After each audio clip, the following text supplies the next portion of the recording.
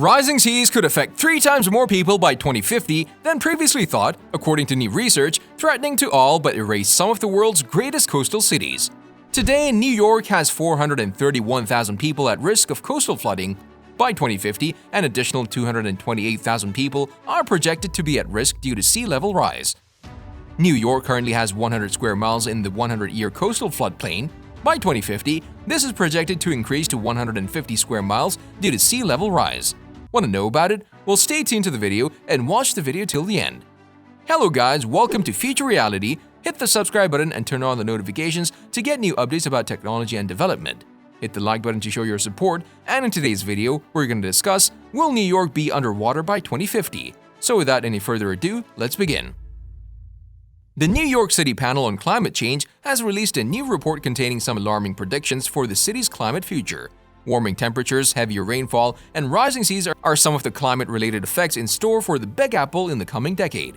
Rising sea level is one of the most worrisome issues facing New York City.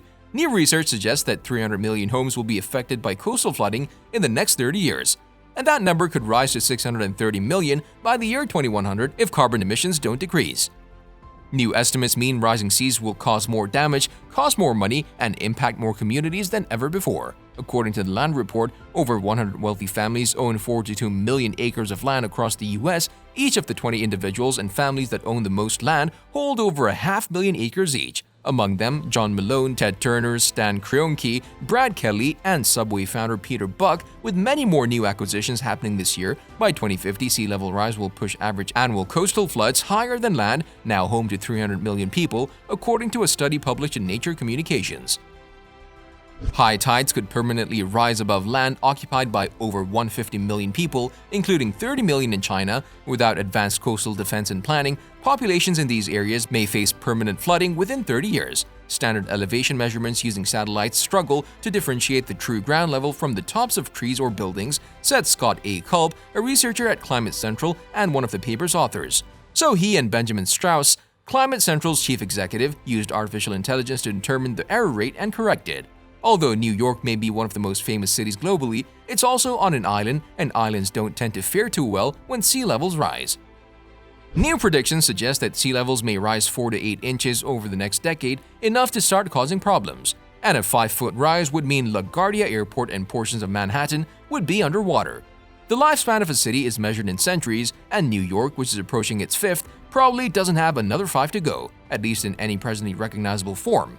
Instead, Jacob has said the city will become a gradual Atlantis, the deluge will begin slowly and irregularly, and so it will confound human perceptions of change. Areas that never had flash floods will start to experience them, in part because global warming will also increase precipitation. High tides will spill over old bulkheads when there is a full moon.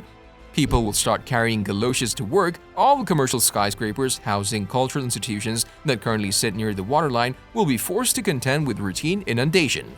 The cataclysmic floods will become so more common because, to put it simply, if the baseline water level is high, every storm surge will be that much stronger.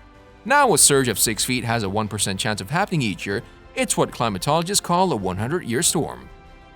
By 2050, if sea level rise happens as rapidly as many scientists think it will, today's 100-year floods will become 5 times more likely, making mass destruction a once-in-a-generation occurrence.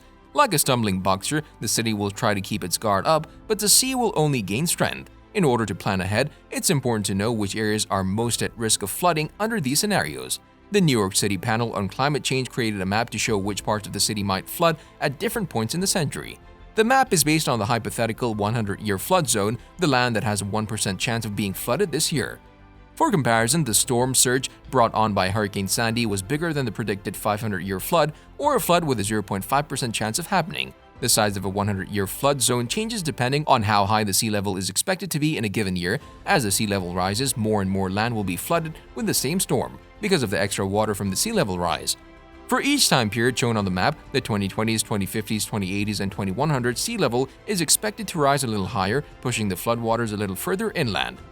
Sea level rise is a result of heat-trapping pollution from human activities, which causes ice sheets and glaciers to melt, increasing the volume of water in the oceans. It increases the likelihood of coastal flooding, which can damage infrastructure, destroy crops, and threaten entire cities. Based on human activities, sea levels could rise between about 2 and 7 feet during the 21st century, or possibly even more. Manhattan, Battery, Hamptons, Montauk are all in high-risk areas. The findings don't have to spell the end of those areas. The new data shows that 110 million people already live in places that are below the high tide line, which Mr. Strauss attributes to protective measures like seawalls and other barriers. Cities must invest vastly greater sums in such defenses, Mr. Strauss said, and they must do it quickly. But even if that investment happens, defensive measures can go only so far. No New Yorker, of course, needs to be reminded of the ocean's fearsome power, not since Hurricane Sandy. But Jacob began trying to sound the alarm about the risk more than a decade ago.